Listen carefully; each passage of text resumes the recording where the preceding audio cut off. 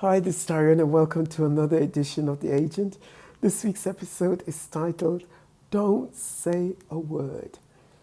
One day, a beautiful young model, an English Rose, walked into the agency I just started working at in London.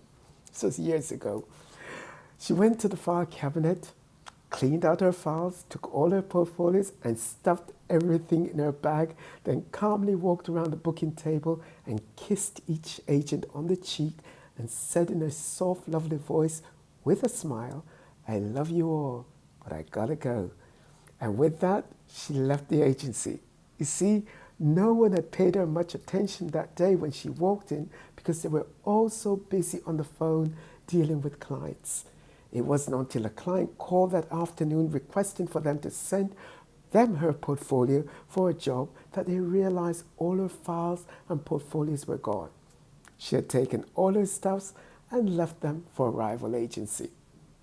A classic way to leave an agency with a kiss and a smile. Many years later in New York, I was negotiating a new contract with the agency I was working at, but my lovely boss was not able to come up with the amount I thought I was due. You see, I was bringing in the bulk of the earnings for the agency and felt that I should be paid far more than the other agents there.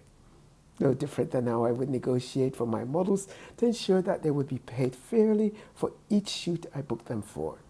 So I gave my usual 30-day notice in order for them to come up with a better deal. But nothing. Nothing at all. In the final week, my boss presented a new offer which was close, but still not where we needed to be.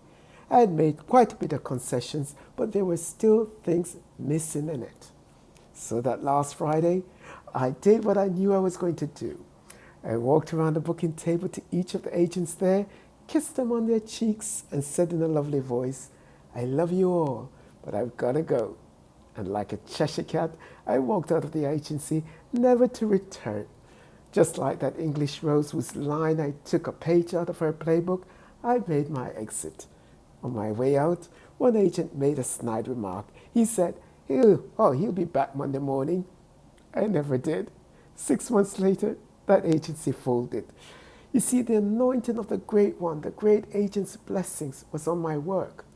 He had blessed me beyond all measures to fight for my models and to pray consistently for the blessings of the agency and everyone there.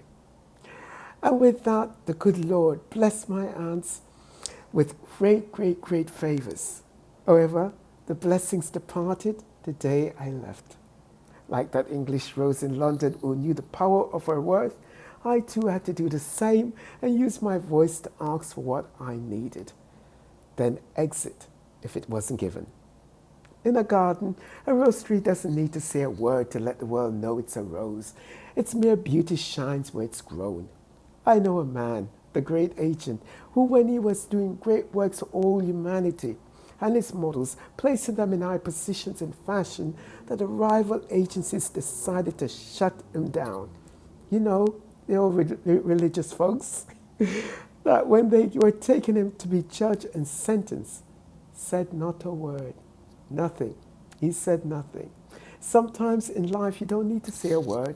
Just smile, give a kiss, and walk. Just let your light so shine before men that they may see your good works and glorify your Father in heaven. Until next time, may the peace of Christ, God our Father, so shine brightly in your heart this day and forever. Shabbat Shalom. God bless you. Bye-bye. Ciao, ciao.